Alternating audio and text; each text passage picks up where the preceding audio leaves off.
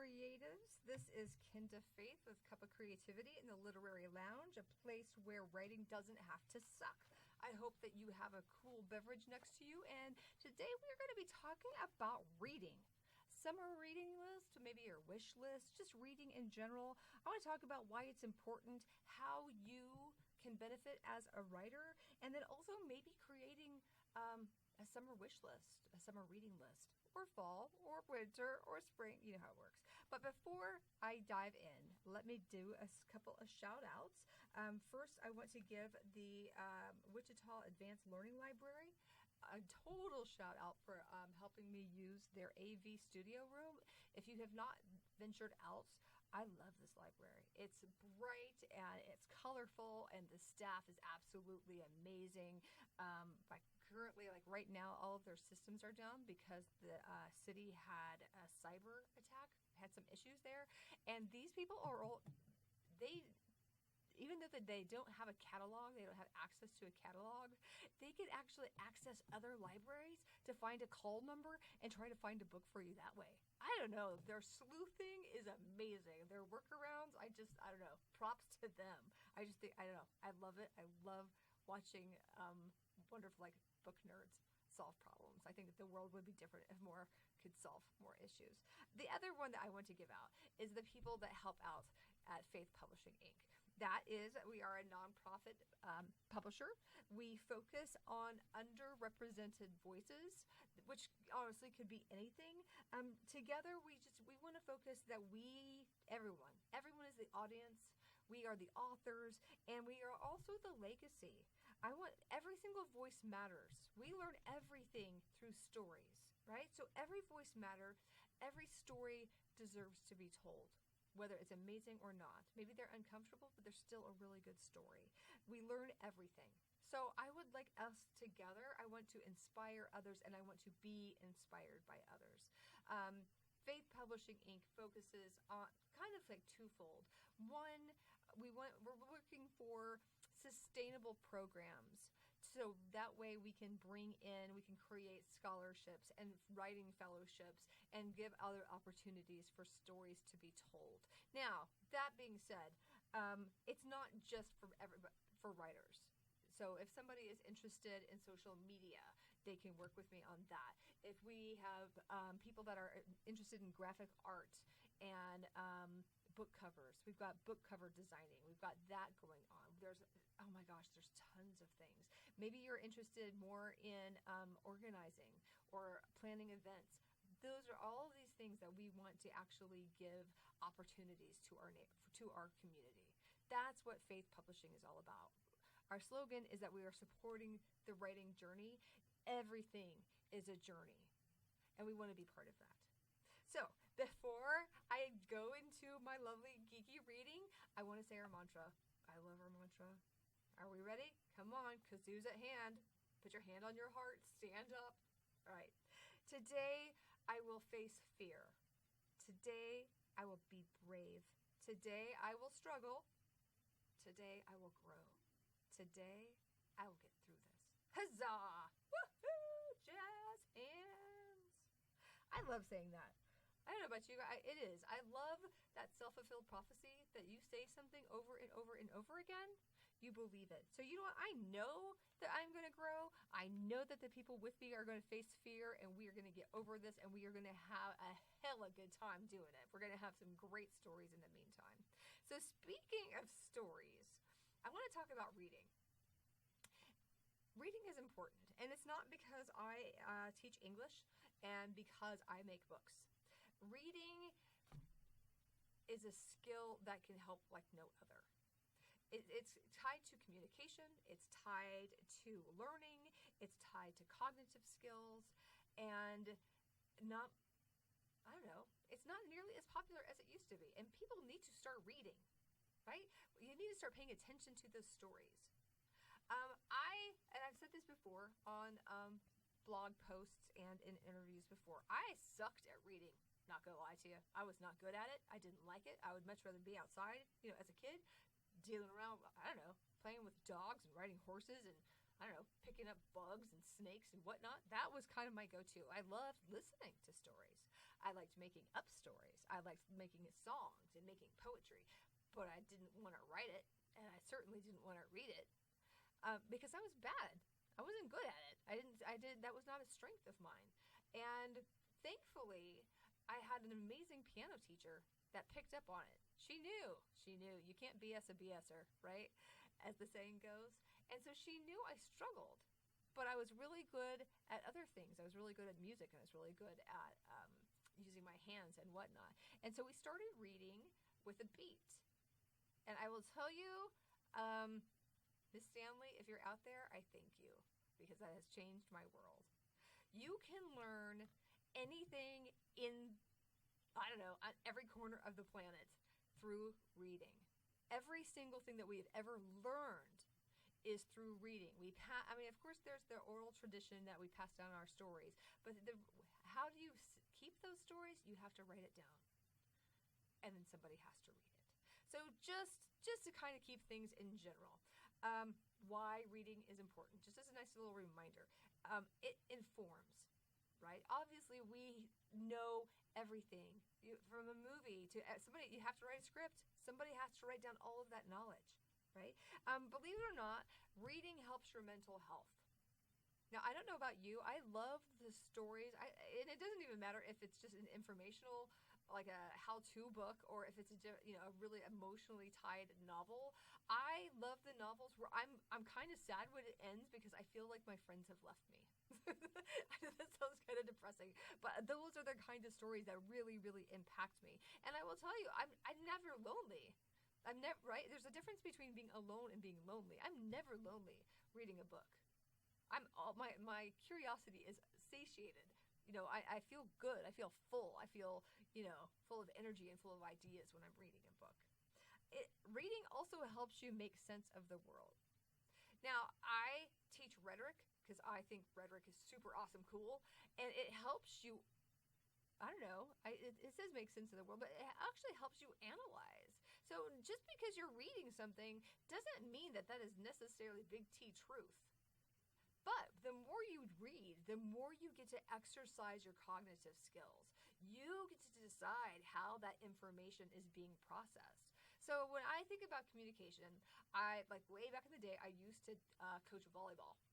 And I would have balls everywhere. And it sounds awful because I love throwing balls at kids, right? And so I would tell them that if I'm trying to communicate with you, I have said ball, and that is the message, and I'm going to throw it at you. Now, you are going to catch it, hopefully, right? And then you'll process it, and then you can throw it back to me. And that is how communication works. Well, that's also how reading works. You read, they throw something out at you, and you have to read it, and you get to decide how you process that, right? Am I going to be bombshelled by this news about the character, I don't know, stabbing somebody on a bench?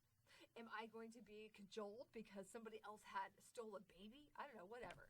So you get to decide how you process that story or how you process that information. Also, when you're reading, it makes us more empathetic, right? The big famous To Kill a Mockingbird, when you can walk a mile in somebody else's shoes, that is empathy. And that is, guess what, a freaking amazing book. No wonder it won a Pulitzer, right? So it helps you become knowledgeable about the world. It helps you become more empathetic as a person because you're learning to see other people's viewpoints. And it also stimulates your imagination. I will tell you, I consider myself an extremely empathetic person, an empath. One thing that I don't know how to connect is someone not having an imagination. I think that it would be the most tragic thing ever for a person not to have an imagination, which I should write that down because I think that would be a great story. You see what I did there? Yeah. So when you're reading, you have tons and tons of benefits. Now, here's the other thing. Here's the second point I want to make. Reading also benefits you as a writer. It could be writing essays. It could be writing poetry. It could be writing a recipe book. It could be, oh my gosh, there's tons and tons of skills. First off, when you're reading, especially if you're reading different types of materials, which I strongly suggest that you do, it helps you know what the reader wants. So have you ever read something and you just were left unsatisfied? You're like, yeah, that sucks. So, like, for example, if I have a novel, I give it a 3-chapter rule. Because there's a lot of books here, and I do not have a lot of time. So, I give it a 3-chapter rule. If it does not grab me by the 3rd chapter, I am not meant to read it. Or teach it, for that matter. So, by reading, you actually understand what the reader wants, and you actually kind of get to know that what your readers want of you. So, I think that would be good. Another thing it helps out is it gives you strong fundamentals of like story structure and plot development. I know I'm going to sound like a broken record because every single English teacher under the face of the planet, even literature, whatever, they're always going to talk about a plot structure or a story structure. And there's tons of different ways that you can do it, right? You've got the nice little triangle. You could do the hero's quest. There's tons of things. But the more that you read, you're going to start seeing patterns. I mean, yes, we are original to an extent, but and to another extent, we all kind of, I don't know, replicate and repurpose stories, and that's okay. But the more you read, you get to know that. Another way why reading helps you is you get to find, maybe kind of play around or expand your style. I love doing style studies. Both of my children are artists, and I love when they do style studies because they try drawing in a different manner, right? So my daughter is really into like cartoons, anime, that kind of thing. And so that's what she draws. But it's really fun when I see her try to draw like her characters in the style of Charlie Brown and the Peanuts, or Invader Zim, or Owl House, or what. And so it's really fun to see how you're still drawing. It's still a character. It's still her character, but it's the shape of the nose is different. The clothing is different. And I think that you can do that same thing with regards to writing. Recently, if you haven't checked out, and I guess this will be on my summer reading list, my to-done list, Stephen King just came out with a new compilation called You Like It Darker. And it's a series. It has like a couple novellas and some short stories. And there was one story that, and I cannot think of the topic or the title off the top of my head. That it talks about a family who is going to see a grandfather's sister because she has cancer. And so they're in this car and they're driving, and there's like 2 annoying kids, and the dad's driving and the mom's in the front seat and the grandpa is in the middle. And I'm reading this, I'm like, oh my gosh, this sounds so familiar. What the heck? So I keep on going. Now, it's not verbatim. It's not copyrighted. It has nothing like that. But the story structure was the same. And lo and behold, I kept on thinking, like, this sounds like a Flannery O'Connor story, right? And I kept on reading. And now what was super fun is once I got to the credits of the book, Stephen King actually gave props to Flannery O'Connor. And I got such a big kick out of that because I'm like, if I wasn't well read, I would never have picked up on that. So, I don't know, if you read A Good Man Is Hard to Find, and then you read Stephen King, I think you would appreciate what he did, kind of an homage to her. So I think the writing styles are super fun. It's really easy to do, especially like if you write poetry. There's tons of ways that you can write a sonnet just like Shakespeare, or maybe you want to do a spoken word like Taylor Mawley, or or maybe just maybe you are really into rap music. Anybody ever check MF Doom? His rhyme schemes and oh my god, the structures are just just magnificent. It's like looking at a Mona Lisa a la rap music. Anyway, it gives you different writing styles. And so you can kind of try those on and you can see those things. In addition to that, when you're trying and you're expanding your style, you get to know your language. And many times, I think the English language is limited. We all say the same things, and we are still trying to figure out the best combination of words to say what we need to say. There's a phrase like Inuit culture, their language has like 23 different words for the word snow. It just kind of makes you wonder, like, how is our language? What does it show of what's important in our culture? How does that work? So I think whenever you're looking at writing and you're looking at styles and you're reading this and you're picking things up, I think it's going to give you a bigger appreciation of our language and how that language and how those words are used. You can do anything with language. Language is power, right? So I always talk to, I don't know, especially my lower level students, or not lower level, but lower classmen, we'll talk about grammar. They're like, why do I need to know this? Da, da, da, da. I'm like, seriously, in 20 years, no one is going to ask you what an adverb is. No one cares. Seriously, no one, I mean, not unless you're going to be in writing. No one cares what an adverb is. But the important part is, how can you use that word? Now, like academic language, to me, that the academic writing, that is language of power. So you need to figure out how you want to use your language. Is it going to be for power? Is it to be to persuade, right? Maybe it's in media and you're wanting somebody to do something. Are you trying to evoke a certain emotion? You can do anything with language. You can build somebody up, and you can absolutely destroy a person just through language. So I think when you're reading and you're seeing this, you kind of see this as this malleable, I don't know, kind of gel or goo or clay or whatever medium you want to think. You can form it into whatever you want it to be, which I think is absolutely fabulous. Not only that, it's going to improve your vocabulary. Again, I'm someday going to get a boost from these people. Thesaurus.com. I love thesaurus.com, or the people that give you emails about like the word of the day.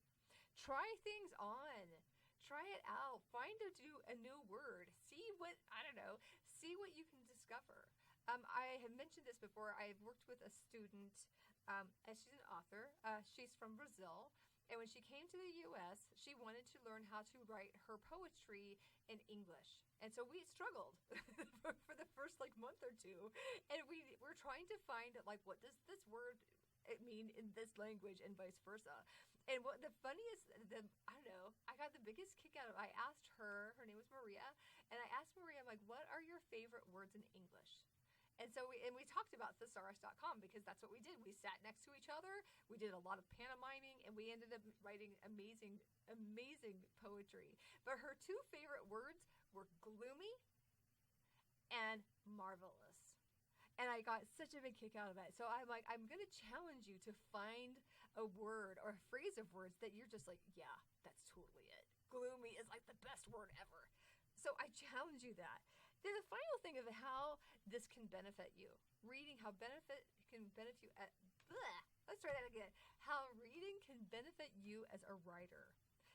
As anybody, actually. It's going to open opportunities. The more you read, the more you see what's going on. If you're reading news articles, you're going to know what is happening in current events. You're going to start seeing patterns. Oh my, there's a revolution going over here, and wow, those sure look similar to what's going on over there. You're going to see contests. You'll see, oh my gosh, writing opportunities. You'll see scholarship opportunities, job opportunities. I mean, it's endless. So the more you read, you are literally opening the book of the world, and that's what's kind of what you're going to get out of it. Now I kind of want to do one final little push before I put this to a close. I think everyone should have a summer reading list.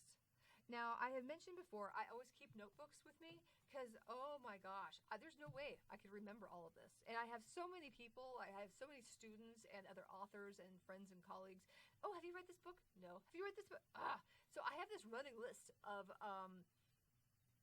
titles. I have titles that I want to reread, new books that I want to read, or sometimes there'll be a topic that just sounds really, really interesting. Explore. So a couple of the things I would like to add for you is Faythe Publishing books. What? Yes, you can find them on Amazon. You can also find them at our website at faythepublishing.org. A couple of the novels, it kind of depends on what you're looking to read. I do suggest that you read different genres and different types of writing.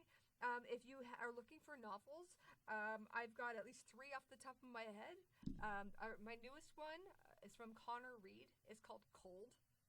It is kind of a dystopic, like all of humankind is, radiated and have turned into like these really weird zombie thingies, and there's only a small group of people left.